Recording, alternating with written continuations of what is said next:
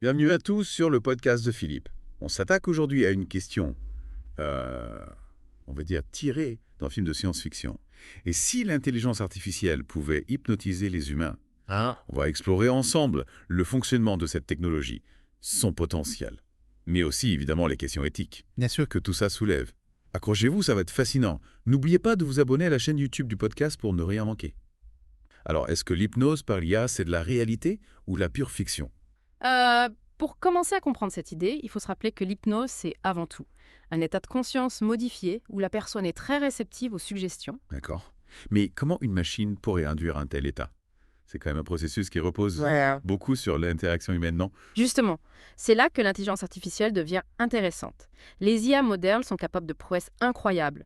Elles peuvent analyser vos émotions, adapter leur discours en temps réel, et même synthétiser des voix incroyablement réalistes. Donc on pourrait imaginer une IA qui utilise ses capacités pour nous guider vers un état hypnotique. Un peu comme un hypnothérapeute virtuel. Exactement, imaginez. Un programme qui analyse vos réactions physiologiques, votre ton de voix, vos expressions faciales, et ajuste ses suggestions en conséquence pour vous amener progressivement dans un état de relaxation profonde. Ah, waouh, c'est assez bluffant. Mais est-ce que les IA sont réellement capables de reproduire la subtilité de l'hypnose traditionnelle? Il est la question du rapport humain. De la confiance. Oui, c'est un point crucial. L'hypnose repose aussi sur une connexion, une confiance, entre l'hypnotiseur et la personne hypnotisée. C'est un élément qu'il est difficile, voire impossible de reproduire avec une IA, du moins, pour l'instant. Donc on peut dire que l'hypnose par l'IA est théoriquement possible, mais avec des limites importantes. Et concrètement, à quoi est-ce que ça pourrait servir? Les applications potentielles sont nombreuses. On parle de thérapie pour gérer le stress, l'anxiété, la douleur, les addictions.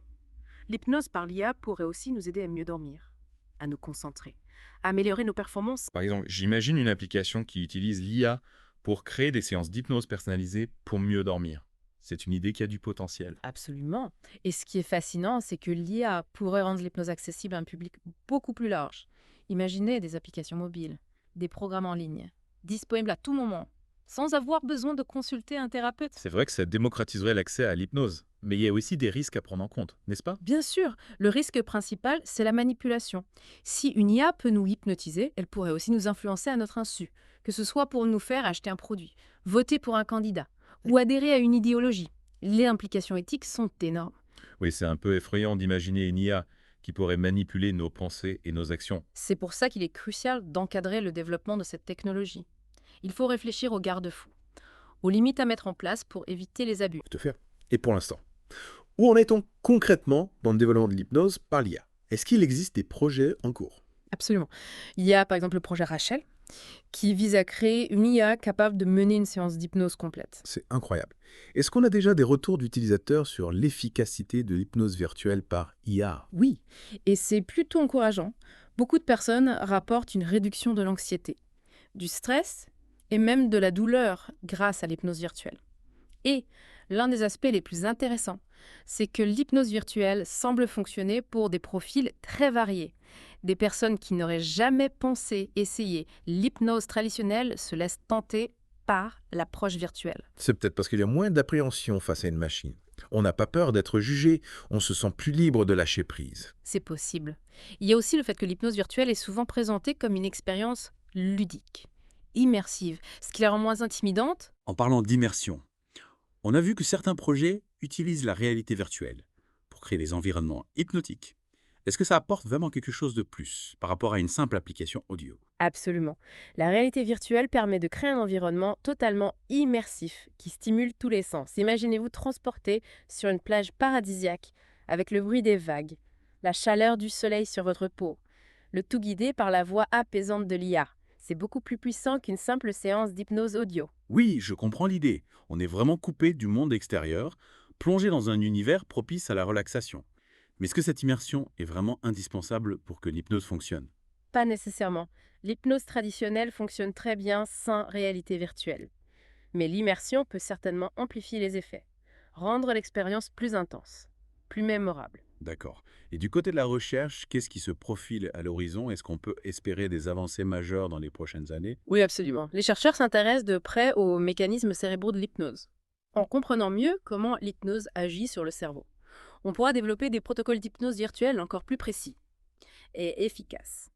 Et on pourrait aussi imaginer des IA capables d'analyser l'activité cérébrale en temps réel pour personnaliser l'hypnose, un peu comme un neurofeedback hypnotique. Exactement. C'est une piste de recherche très prometteuse. On pourrait utiliser des capteurs cérébraux pour mesurer l'état de relaxation, de concentration de la personne et ajuster l'hypnose en conséquence.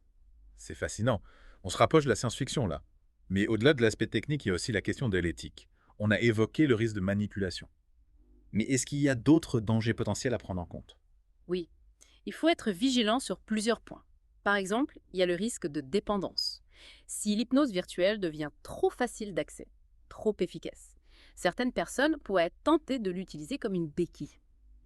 Au lieu de s'attaquer aux causes profondes de leurs problèmes, C'est un peu comme les médicaments anxiolytiques. Ils peuvent soulager les symptômes, mais ils ne règlent pas le problème de fond. exactement, il faut utiliser l'hypnose virtuelle de manière responsable, comme un outil complémentaire à d'autres approches thérapeutiques. Et il y a aussi la question de la formation des praticiens. Est-ce que n'importe qui peut se prétendre hypnothérapeute virtuel du jour au lendemain? C'est un vrai sujet de préoccupation. Il est essentiel d'avoir une formation solide, de respecter un code de déontologie pour garantir la sécurité et le bien-être des patients. L'hypnose, même virtuelle, n'est pas un jeu, il faut la pratiquer avec sérieux et professionnalisme. Oui, il ne vaudrait pas que l'hypnose virtuelle devienne un Far West, avec des charlatans qui profitent de la crédulité des gens. Tout à fait. Il faut sensibiliser le public, l'informer sur les risques potentiels, pour qu'il puisse faire des choix éclairés. Et du côté des institutions, est-ce qu'il y a des initiatives pour encadrer le développement de l'hypnose virtuelle? Oui, plusieurs organismes de santé s'intéressent de près à cette question. Il y a des réflexions en cours pour établir des guidelines, des recommandations pour la pratique de l'hypnose virtuelle. C'est une bonne nouvelle. Il faut que cette technologie soit encadrée, régulée, pour éviter les dérives. Absolument. Il en va de la sécurité et de la santé des patients. On a vraiment exploré plein de pistes fascinantes aujourd'hui. C'est incroyable de voir tout ce que l'IA peut apporter au monde de l'hypnose. Et ce n'est que le début. Imaginez dans quelques années des IA encore plus puissantes, capables de s'adapter à nos besoins avec une précision incroyable. Oui, on pourrait presque parler d'une révolution dans la façon dont on aborde la thérapie, le bien-être, la connaissance de soi. Exactement. L'hypnose par l'IA pourrait nous permettre d'explorer des états de conscience jamais atteints, de repousser les limites de notre potentiel. C'est à la fois excitant et un peu vertigineux.